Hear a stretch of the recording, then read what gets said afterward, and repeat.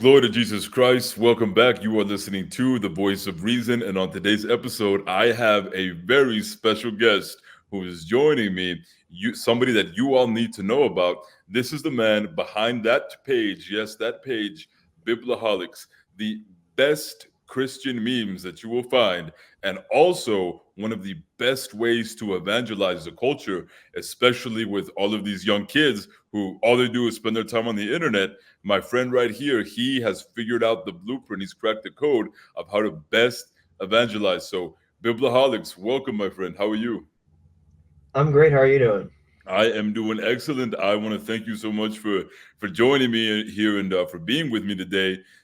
Because I watch your stuff, man. I see the things that you post, and you put out really good, just really good memes, really good content that the kids love, and you're just doing great things. So I wanted to have you come here so I could introduce you to all of my followers, so that everyone can know about you and go follow your great page for great Christian entertainment. Just Christian memes, which we all love. So tell us a little bit about yourself, my friend. How long have you been doing this ministry? Because what it is a ministry.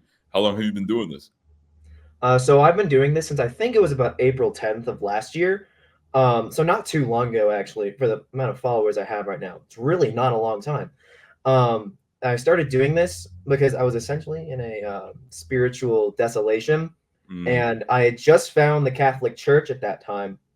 And before I came to the Catholic Church, I was like one of Andrew Tate's like hustlers who was like posting all the Andrew Tate stuff on the internet. And so I'm mm. like, well, I kind of don't like this guy anymore because he told me to be more religious, but me being more religious made me realize he's not a guy to look up to. So now I'm going to use these skills to help people come to Christ. And that's what I've been doing since then. It's been really successful, a lot more successful than I thought it would be. That's incredible. I had no idea that you were a fan or a follower of Andrew Tate, and Not anymore. not anymore. Yeah, yeah, I understand. That's amazing. I love that that you came out of that, and that now you're brand new to the church and you're Catholic. That just goes to show how God can work through even people that are far away, like an Andrew Tate. And I think that's awesome. And I find it really ironic and actually really funny, kind of amusing, that he will promote religion to young people, which in itself is a good thing. But then once they Mhm. become religious, they realize that he isn't the guy that we should be looking up to. So he's kind of shooting himself in the foot. But hey, if Andrew Tate was the reason that we have you now, that you came home to the Church of Jesus Christ, I would thank Andrew Tate if I ever got to meet him for giving the church you and the great content that you create. So that's awesome. So you're new to the church. You haven't been in Mhm. the church not even for a year, right? No, not even for a year. I will be confirmed this Easter Vigil. And I mean, it's been going great. I mean, getting involved in my university's Newman Center has been really good because I've met a lot of really amazing and pious people, and they've really helped my journey to the church. I met my confirmation sponsor there, and it's really funny how I went to my first Catholic mass. So I was Mm, actually looking into Orthodoxy before I became wow. Catholic, which Okay. is kind of how it always goes nowadays because Right. it's kind of Yeah. like a trend to be Orthodox, I guess. Right. Um, and so I was looking at the Orthodox Church, and I was telling my parents this because I mean, I wanted them to know about what I was doing. And they've been really supportive, despite them not being Catholic. They've been really supportive, which I thank them a lot for. And my mom was like, "Well, Luke, why don't you just be Catholic?" And I was like, "Well, I don't know." And the real reason why was because I didn't like the papacy. That's Mm, it. I wanted to be Catholic, but without the popes, so it was Orthodoxy. That was basically it. right. And so my mom, who is not Catholic, took me to my first Catholic mass, which was on Wow. Palm Sunday. And that's why when people ask why I'm Catholic, I just say the Holy Spirit worked through my family Right. because I had nobody bring me into the church except my mother, who was not a part of the church. Right. So that's kind of how I got there. Uh, And uh, then the memes started uh-huh. because, like I said before, I had this like this skill from Andrew Tate. Of course, I learned a lot of what I know now from actually doing it on this. My content with Andrew Tate stuff was horrible. It was really bad, horrible editing, all that stuff. It's gotten a lot better now. And I'm a nerd about theology, absolute nerd. That's awesome. And So I was like, well, I can get this out there memes. Hopefully I can teach people stuff. And I've done a lot of that in like DMs and stuff because I answer my DMs and people ask me, hey, what's about this doctrine? Or like, why the Immaculate Conception? Or, why this controversial doctrine? And it's like, oh, well, here's like the biblical basis, or if there is no biblical basis, here's a traditional basis and all that. So, I mean, it's been really fun for me. And I've also helped a lot of people come to the church. Wow. Even though they already kind of wanted to, I kind of helped facilitate that. Or even if they aren't coming Catholic, it's like, hey, I went to church because I saw your memes and I've been really happy with that. It's like, wow, who knew that memes could be so powerful? My producer tells me this even before we started doing Voice of Reason. My producer was the one who talked me into doing this. He's been telling me for years now. He said a meme is the most powerful tool that powerful people have at their disposal. People can change the minds of an entire generation or an entire group of people with one meme. And my producer has told me that so many times. He says memes are the most powerful, influential tools that we have at our disposal, more powerful than anything else. So you are a testament to that, the fact that through just memes, through Christian memes, you're able to bring people to the Catholic Church. Now, your story is amazing. The fact that you've been, Catholic for not even a year yet, not even fully initiated into the church, and you will be soon. And we're all praying for you, by the way. I want you to know that I'm praying for you, and I'm asking all of my viewers to pray for you as well, to pray for all of the great converts who are coming into the church, because the church needs you. The church needs everybody. Everyone that comes into the church is needed by the church. And let me tell you that the Church of Jesus Christ is better because you are in it and because of your ministry and what you're doing. You have made Christ Church better. And but I think it's just amazing, less than a year, that you're not fully initiated yet, and you've already brought so many people to the church or back home to the church yourself just through your content. That is incredible. And also just the fact that you went the Catholic route because your mother, who's not Catholic herself, took you to your first mass. That's another example. We talked about Andrew Tate and God working through him to bring you to home, and God working through your mother, who also isn't Catholic, and working through her to bring you home. It's a testament really to the power of God and the Holy Spirit, to be able to work through those who aren't even visibly in the church, to bring people, warriors like you and intellects like you, into the church. So I think that's amazing. Let me ask you, before you became Catholic, what was your religious background? Did you have any religious affiliation before? So I was a nominal Protestant. So what I mean by that is I claim to be Protestant. I was in the Presbyterian Church USA. I'm Mm, actually officially I'm confirmed in that church. mhm. But I really didn't follow the faith, so I can't really say I was a Presbyterian. That would be disrespectful to all the actual Presbyterians. Right. And so I basically just lived as an agnostic who believed that Jesus Christ was Lord and that God existed, but I didn't really believe it. It was like, yeah, Jesus Christ is Lord. Now let Right. me go do all these simple things. It Right. was kind of like that. I came like, I did a lot of things that I am not proud of, and that's partially what kind of led me to my spiritual awakening. I've been trying to be. I started reading my Bible back in like February Hmm. of last year, and that was just because after you've done enough bad things, all the not the consequences start rearing their ugly heads, but the guilt starts rearing its ugly head. And it's like, oh my goodness, I've done so many things, and I Right. have Lord Jesus to thank for that He died on the cross for my sins, and Yeah. that He's just so loving that He could take anybody. Amen. That right there, that is the most powerful thing that anybody will ever hear in their life, was what you just said. That message that Jesus Christ was God in the flesh, died for your sins, for my sins, and then rose from the dead so that we can live forever, with Him. That is the most powerful thing that anybody will ever hear in their lives. And now Oh yeah, your voice, gets to go out to the whole world, and they get to hear it coming from you.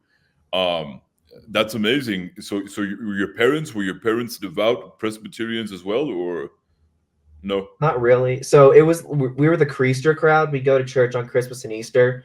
Okay. And no, this is not me like bashing my family or anything. I love my Right. family, Right. but like still, we only really went to church on Christmas and Easter.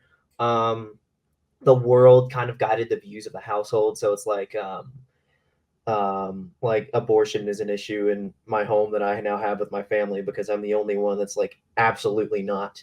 Right. and stuff like that. So I mean, loving family, but I mean, like me, nominally Christian. Okay.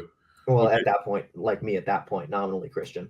Gotcha. Okay. So, how long were you on your journey, and how long were you studying the apostolic faiths? Because I know you said you were thinking about going Orthodox, and you became Catholic. How long were you studying it? How did you discover apostolic Christianity? So I discovered Apostolic Christianity just like a month or two in, and Okay. that was because I was reading Genesis and I saw how beautiful the doctrine of marriage was. Like two fleshes come together, and it was just so beautiful to me. And I realized that the only churches who actually cared about marriage were the apostolic churches. Because you can say, oh, well, we love marriage, but it's like, well, you have a lot of divorces. Right. So you don't really care that much about marriage. Wow. And at least that's how I saw it. So it was actually marriage that kind of made me look into these faiths. And I saw that the Orthodox Church and the Catholic Church are very anti-divorce. Of course, I learned recently that the Catholic Church is way more anti-divorce. Right. Yeah. Um, but I mean, still, that was what brought me there. And then from there, I started looking into a bunch of doctrines that the Orthodox and Catholics disagreed on, which is not really a whole lot. The only major one's the papacy. Everything else kind of falls into place once you either acknowledge or deny the papacy. Right. Yeah. Um, and so, like, I mean, at one point, I was saying that the Catholic Church was founded by, I can't even remember the Pope's name right now, but the Pope who did the Filioque. I was saying the Catholic Church was founded by that Pope and all that. So I was almost pretty much Orthodox. The only thing was to go to Divine Liturgy at that point. And then God stepped in and was like, no, let's go to Catholic Mass. Right. And then I was like, oh, that is so beautiful. And then I realized that Filioque is, biblically based, traditionally based. I mean, we got Athanasius and Cyril of Alexandria saying that stuff. So it's like, Right. Yeah. well, I mean, are they anathematizing their own, like, Mm. church fathers who, like, basically developed their theology, like Mhm. Theotokos and the Trinity itself? Like, are we really going to start calling those people heretics? Right. Yeah, exactly. And it's very interesting because you said something that I've always found kind of interesting. Like with Orthodox will say that the Catholic Church was founded by, Pope Leo the Ninth, which who he was the Pope when the schism happened in 1054. And also the Pope that invented the Filioque. I've even heard some Orthodox say that. But the ironic thing is that the Filioque was in the Western Creed going all the way back to the early 5th century. So from the 5th century all the way into the schism, it's close to 600 years that the Eastern Christians were in communion with the Western Christians, and the Eastern Christians knew that the Western Christians had the Filioque, and for almost 600 years, it was never a problem for them, and even a lot of their own saints affirmed the Filioque as well.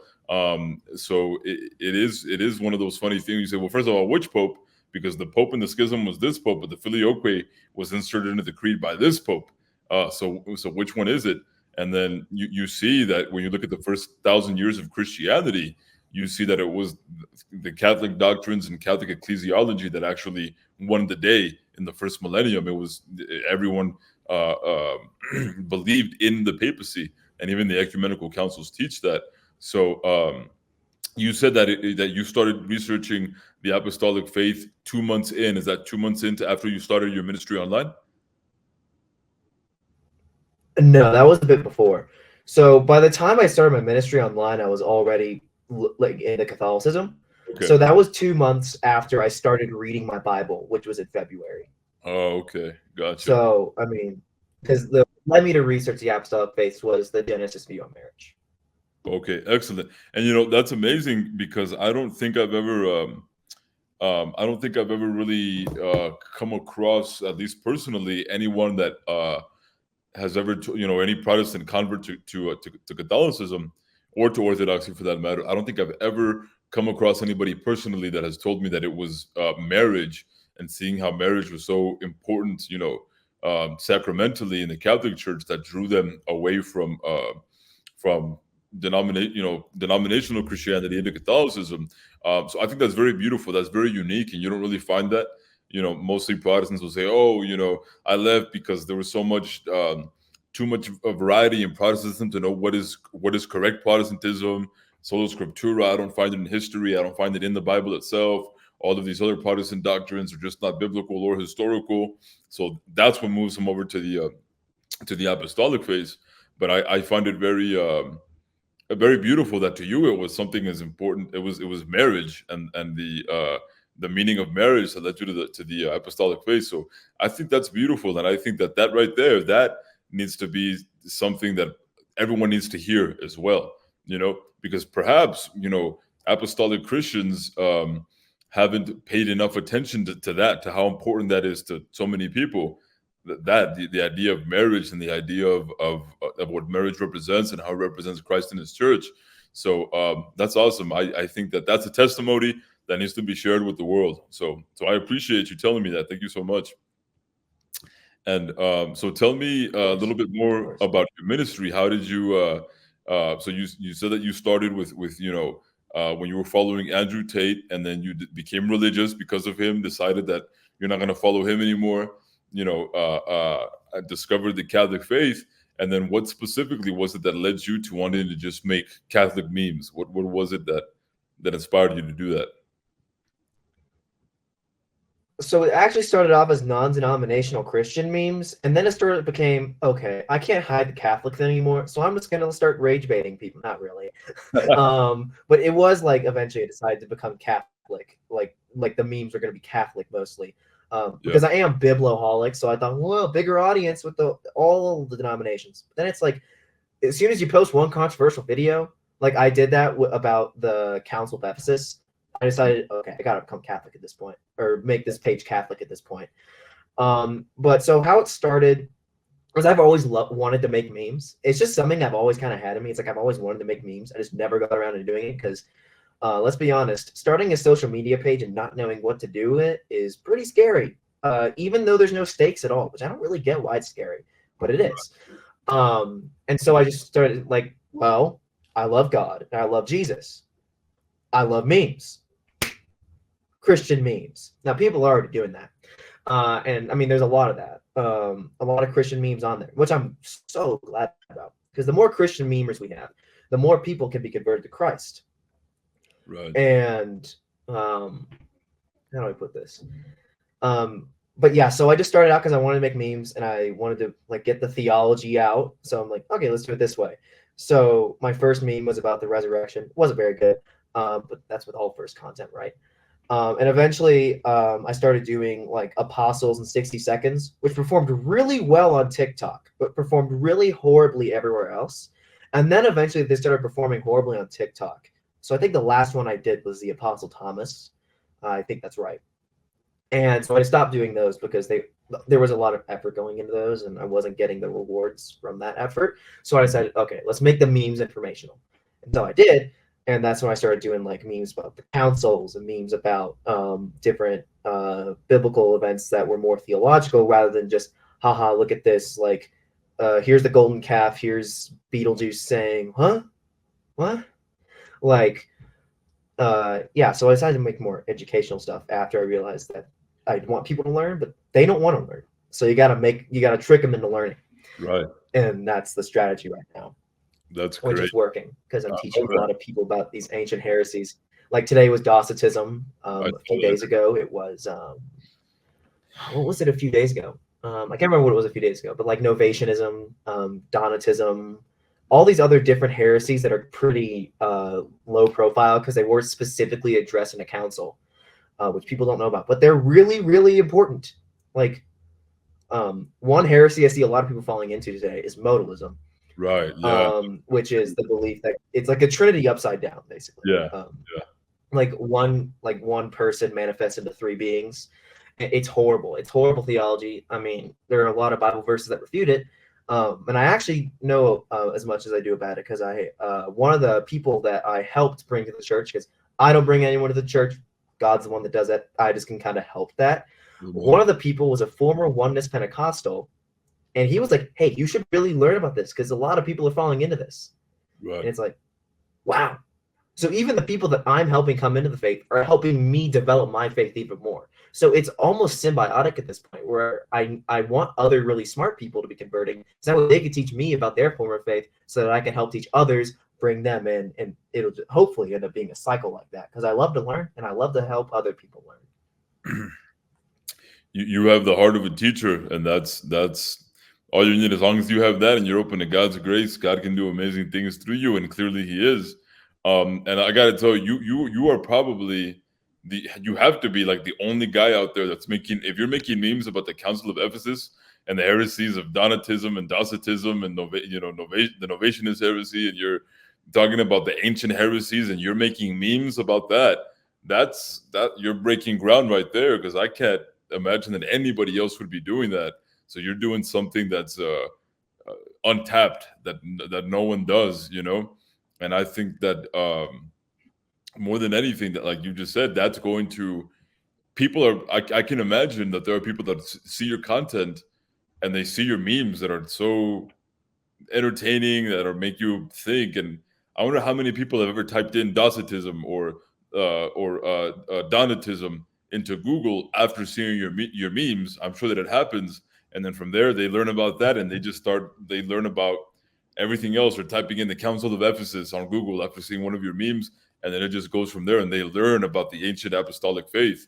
Um, that's just the power of memes. So that's awesome that you do that.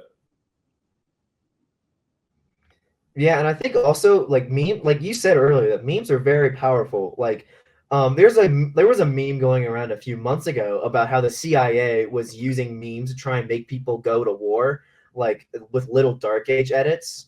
Uh-huh. And I mean, there's a lot of truth in that. Where I mean, maybe not the CIA doing it, but there is a lot of propaganda power in memes. So might as well put that propaganda power to good use, right? Absolutely, that's good. Yeah, I mean, I use. wouldn't call it propaganda necessarily, but Yeah, no, absolutely. Yeah, especially when you're spreading the truth and you know that it's true, and you're spreading something that's good, that's true, and that's beautiful. I say that that's fair. That's fair game. That's what really what Vatican II called for, with the new evangelization. The new evangelization that was called for by the Vatican II encourages everyone to go out there and use the modern means of communication, and the modern means of marketing. To treat it like you're marketing, that you're presenting the faith, you're putting it out there to a large audience. Imagine what the apostles could have done with the internet. Imagine if the apostle Paul had, oh you know, no. X. Imagine if the apostle John was on Instagram. Imagine if they could make memes, if they had the access to the world that we have now, just in our pockets with our phones. Imagine what the apostles would have done with it. We can do it. They didn't get to see this day, but we did, Yeah. and we can use it. Um, and that's what Vatican II calls for. So you are being the most faithful to the church, and doing what the church asked us to do back in the 1960s. Because one thing that is true is that the church has not been very good at harnessing like the new forms of media to continue to promulgate the gospel, to evangelize the church. You know, Probably because the people that run it, they're all old guys, they're old people, old dudes, and so maybe it's just they're not.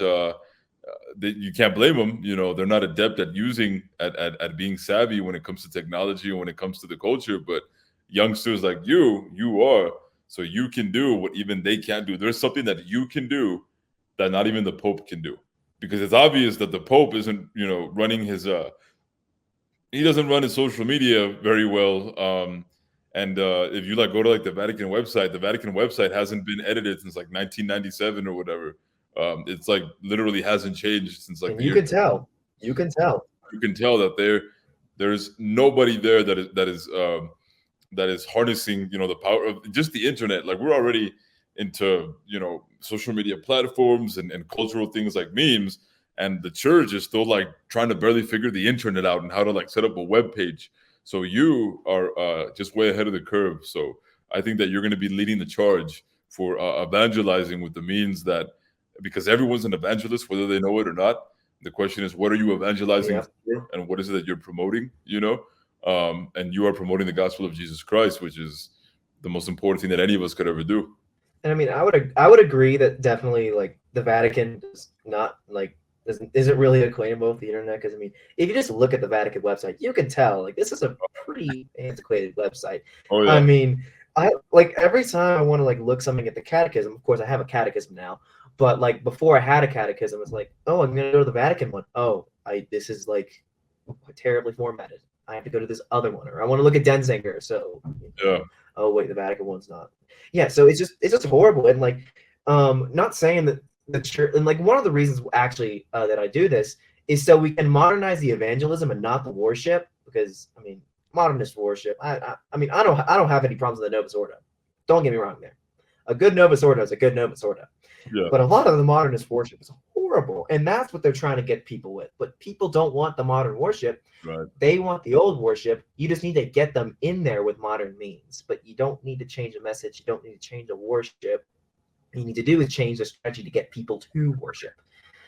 And I mean, that's kind of what I do. And I also just kind of like the discussion that comes along, because I sometimes like to rage bait people. It's something I shouldn't do, but it's really funny to me. Like I made a meme about the Epistle of James last week, and that got a lot of engagement. A lot of people saying, "You heretic! On what authority do you say that?" All that kind of stuff. Or like make a meme about the Council of Ephesus. I do that quite a lot. And then you get like people saying, "Oh, well, the Nestorians were right." And it's like, no, like he is God, his mother, therefore mother of God. It makes sense. I had to say it in so few words. And so if we can teach people through modern means to get them into the reverent worship, that's really what matters. I mean, let's be real here. When was the last time that you went to a church with all of the infamous 6-colored flags and enjoyed the worship? Like, Exactly. we don't enjoy that. We enjoy actual worship. Right. And so make the phone the way that you get people there. And I mean, the Vatican needs to learn. I mean, if they want to make a ministry of social media, hire me. I mean, I'll do it.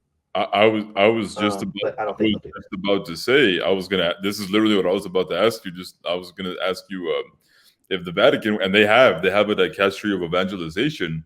I don't think they have like a social media department yet. Probably not, obviously. But if they did hire you, if they made you part of the dicastery for evangelization, and they said your focus is social media, how would you start? What would you do?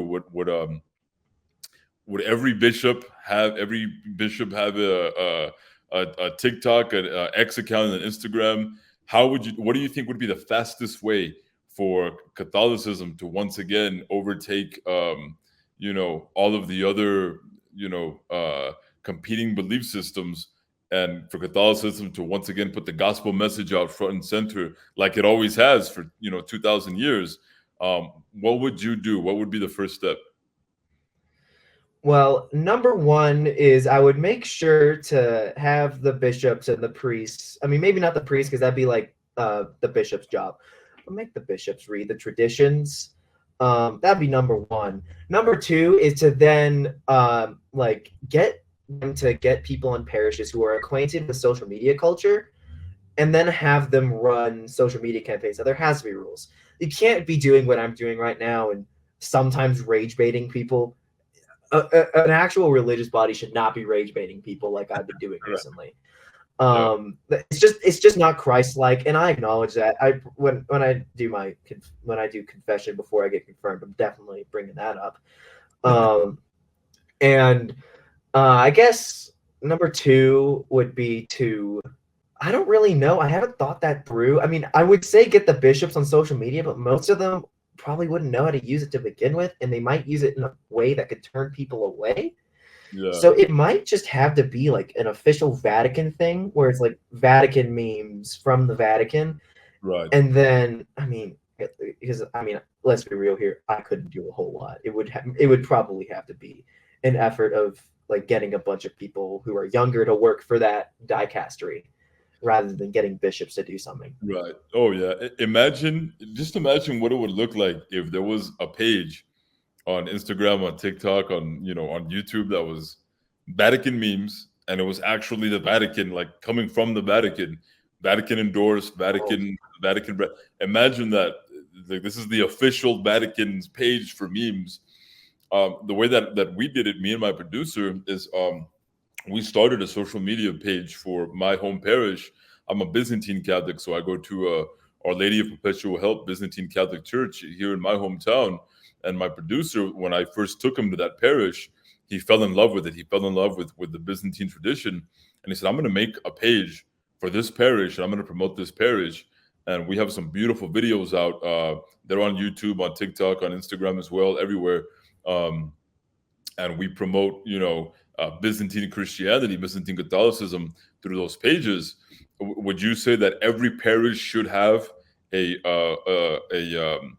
ministry that is dedicated to not just social media, but social media culture? Do you think every parish should have that? It really will have to depend on the parish for that one. Because if you don't have enough people who are acquainted with social media culture, it's actually better for you to not try and get into it. It's something that you really have to kind of grow up with in order to get. Because like I could, I'm not going to assume that you're like, gray hairing and like that old. But I am going to assume that you didn't really grow up with the internet like I did, which is probably a mistake on everybody's parents' part, by the way. I hate that. I can't even read properly because of it. But I mean, I'm working through that now. If you saw my book collection that is not going to get read, you would, it's a lot. I have a lot of books that I'm not going to read. But it would definitely have to be like probably a lot more of the urban parishes that have a lot more younger members. Right. But like make positions in the parishes of like director of social media that, and like, at least try to hire funny people so like you can get memes, or at least just like get on social media and show you doing service. Like you don't have to make memes to evangelize. Mm-hmm. I mean, a fake St. Francis of Assisi quote says, always evangelize, sometimes preach it. That's a paraphrase, by the way. I don't even think that's a real St. Francis quote, but I'm still going to say it.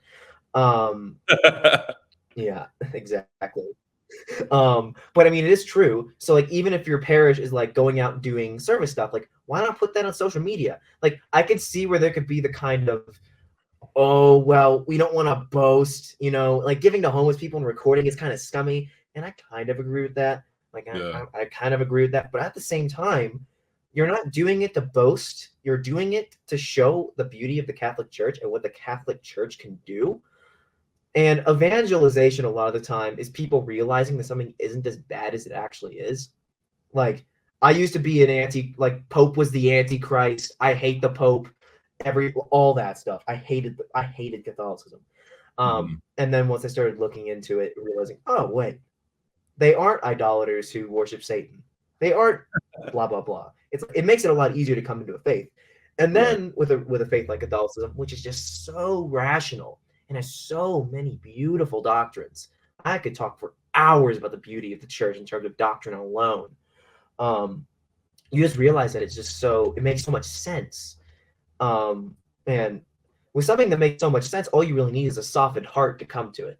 And so social media should be really about softening people's hearts, which is what memes can do, because it can normalize Catholicism. But also just like posting like, hey, look at this parish activity we're doing. Look at this wonderful dinner we made after Mass, or like something like that. Even simple stuff. I mean, if parishes just utilize social media consistently, I think the Catholic Church would have a lot more converts, and you don't have to do memes. Right. Exactly. Yeah. So that fake St. Francis of Assisi quote is, it's preach the gospel always, only use words when you have to, which he didn't say. That was invented later on. I think that your version of it should be preach the gospel always and usually use memes. I think that's a good quote, like for you. Preach the gospel always and usually use memes. I think that is the best way to do it. And out of all of the prelates of the church, of all of the bishops, who do you think, is there anyone that comes to mind that is doing social media evangelization correctly, and why is that answer Bishop Barron? I love Bishop Barron, but honestly, when you were talking about that, I was thinking of Father Sam French. He does a lot of great stuff. Normalizing priest culture, which is amazing. We need more priests. Now, I'm not called to priesthood, but I would love to see priests. Out of my family of 14 kids I'm having one day, I expect 7 of those boys to become priests. No, I'm just joking. That's what I'm talking about. But like seriously, But like with Bishop Barron getting on social media, getting away with it, like that's amazing. Father Sam French, we need more of the younger priests to show that priesthood is like an amazing thing, because it is. Right. It's so great. Now, I wouldn't know from experience, Right. but from what I know from Sam French, Father Sam French, it is amazing. And they are like normal people. They're not some holier than thou types. And Right. so I think that you could use memes to get people into the priesthood. You can use memes to get people into the faith. You can use people to get involved in the faith in ways that they never knew they could. You can use memes to make people do service. I mean, memes are a powerful propaganda tool, and the Catholic Church isn't using it for good. Now, I'm using it for good, but I'm not the Catholic Church, and I'm just one guy. Right. We need a lot more people like that. We also need a lot more nerds in the faith, Yeah, but absolutely. that's another point. Yeah, I think that we need more. Probably won't be. Yeah, we need more bishops like Bishop Barron. We need more priests like Father Mike Schmitz. We need more priests like like the priest that you mentioned. There's a YouTube channel that I really like, Breaking in the Habit, young priest. Oh yeah, I love that too. And they have like a whole like series on the channel where they just like they like watch baseball games, I think something like that, and because they love baseball. They're Franciscans, and they just like talk about baseball, and they talk about the sport, and they talk about what's going on in the sport, and things like that, things that really humanize and normalize, priests, and show the beauty of these holy men of Jesus Christ that walk amongst us. um there's a few that are doing it right, but not enough. And one of the things that, and I'm sure you're probably way ahead of me with this already, is I would say once you're confirmed, you can go to your home parish and you can say, hey, this is what I do online. I would like to do something like this for this parish, or even if you can get me to talk to the bishop, I could do it in a, I'll get a team around me, and we could do it at the diocesan level. That's what it's going to take. It's going to take people like me and my producer doing it for my home parish, and people like you doing it for your home parish or even your home diocese. It's going to take us. We have to take the initiative to do it, because the church isn't going to go out looking for people to make memes for them, because they don't even know what that is.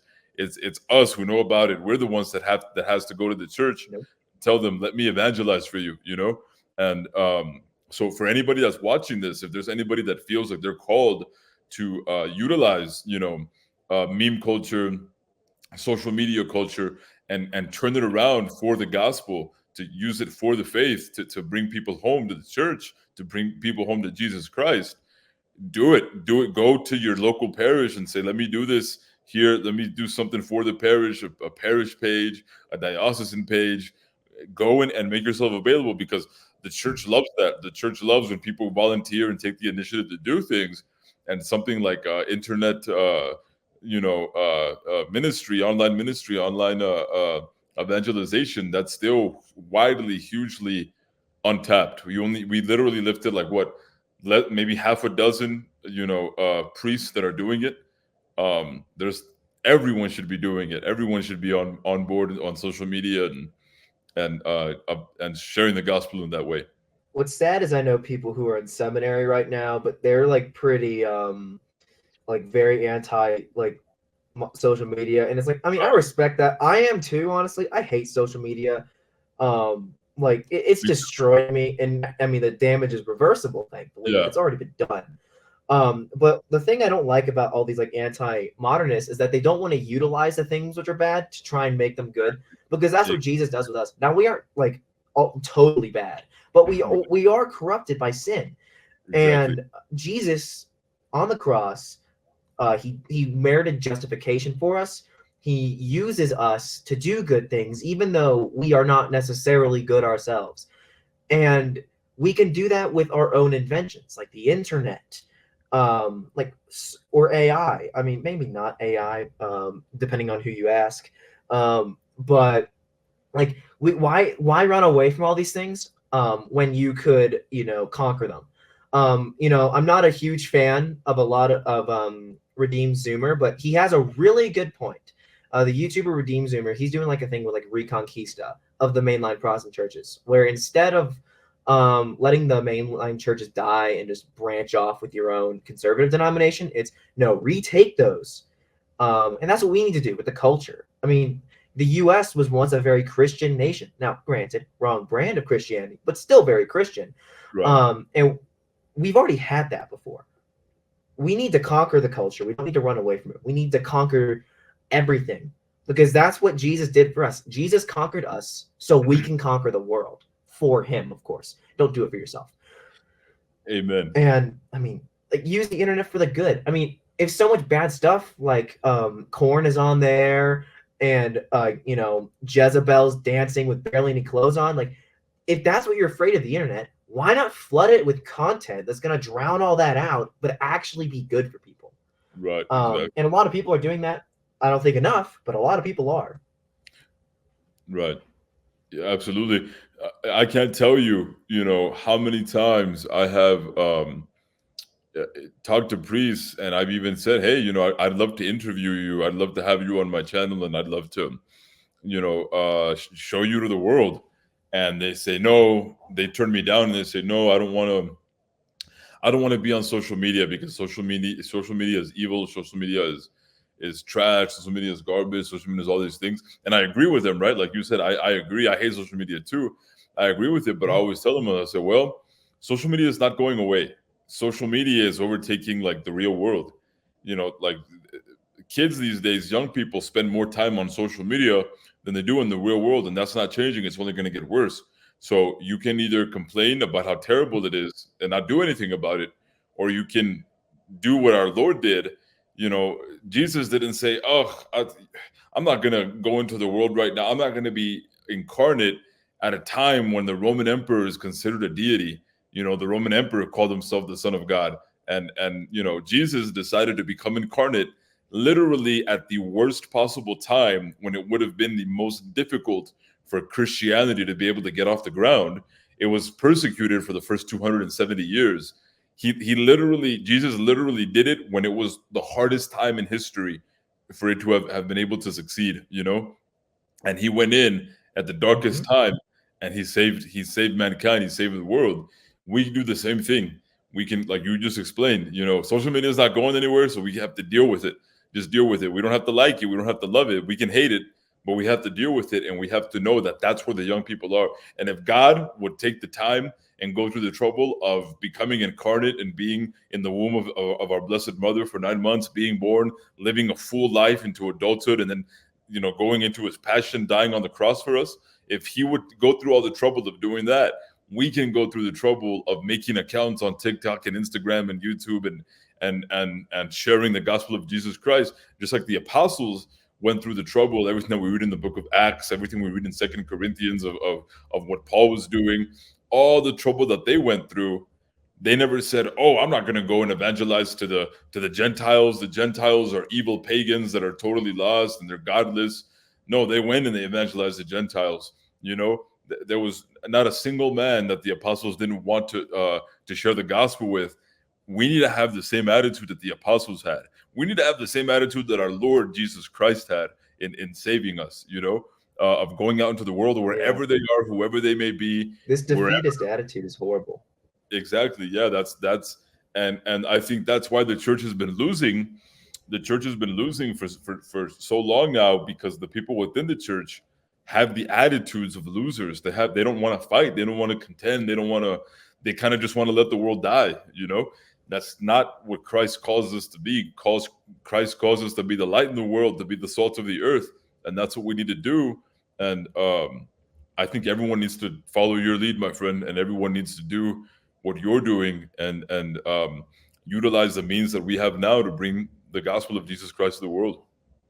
I mean, yeah, I mean, like I said earlier, this defeatist attitude is like the reason, and you said this too, like the defeatist attitude is why the church is declining. The apostles didn't have a defeatist attitude. I mean, 11 of the 12 suffered horrible deaths. John got boiled alive and somehow survived. Well, I know how he survived. God help that. But Yeah. like the earliest Christians, they were in a period where you would die for professing your faith in Christ. And they're like, no, let's talk to these people. Let's get these people to Christ. And then these people who are converting are like, yeah, I could die for this, but this is something worth dying for. We don't have that attitude nowadays because we got so complacent. I mean, in the time of St. Francis of Assisi, the church was becoming really decadent, and he wanted to return the church more to a state that it was before, which wasn't super decadent. We are in a state now where the church has gotten so powerful, which isn't a bad thing, but that power has made us complacent and not wanting to do things. And I mean, it's kind of like the whole thing where it's like bad times create good men create good times create bad men create bad times, that whole thing. And we've kind of fallen into that time where it's been such a good time for the church, we just don't want to do anything. And what I'm doing isn't even hard. I make a video a day. Sometimes I'm bad about that, but like it's not even that hard to evangelize. It's not like I'm going out into like the middle of Baptist America and proclaiming that their church is wrong. No, I'm just making some memes that I think are kind of funny, that other people think are funny, and that makes them go to church. It's not hard, but people think it's hard, and they don't want to conquer the things which are seen as evil. Right. Exactly. And we can change that. Yeah, all we have to do is literally have an internet connection, and that's like and we're good, and we're good to go. The apostles had to, get on ships and travel long distances by foot, and they had to withstand the most terrible conditions. They knew that they could lose their life at any time, and that's what they went through. We don't go through any of that. We have it on easy mode. We have it on easy mode, honestly. And all we have to do is just do it. So that's awesome, my friend. Please, first of all, this conversation was amazing.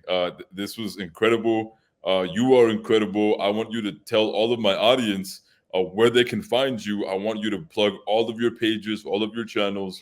Where can we find you, my friend? So I'm on Instagram, YouTube, Twitter. I will never call it X, and TikTok. So yeah, Instagram, YouTube, Twitter, and TikTok. And at Bibloholics, you can see it on the video. That's how it's spelled on all the platforms. That's where you can find me. I try to post daily. Sometimes I post twice a day. Sometimes I don't post at all if I am having a really bad day.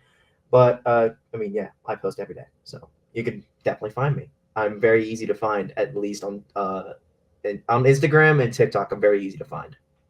Awesome. And again, I highly recommend that everyone go and check out Bibloholics because his content is really good, digestible. So, you actually learn. It's educational and it's entertaining. It's everything that Catholic memes should be. So you are paving the way, my friend. You are blazing the trail.